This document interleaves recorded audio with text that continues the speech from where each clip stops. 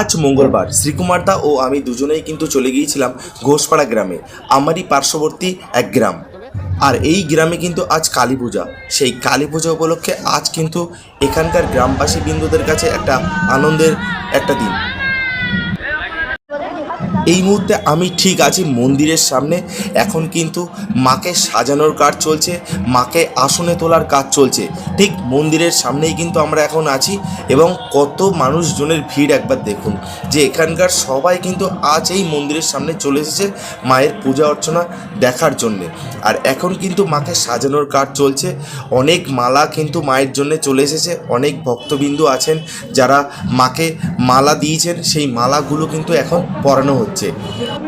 ঘোষপাড়ার এই কালী পূজা উপলক্ষে কিন্তু প্রত্যেক বছরই পোলাও, ফ্রাইড রাইস, আলুর দম, চাটনি, পাঁপড় এরকমই কিন্তু প্রসাদের ব্যবস্থা করা হয়। আর এবছর কিন্তু ঠিক তাই।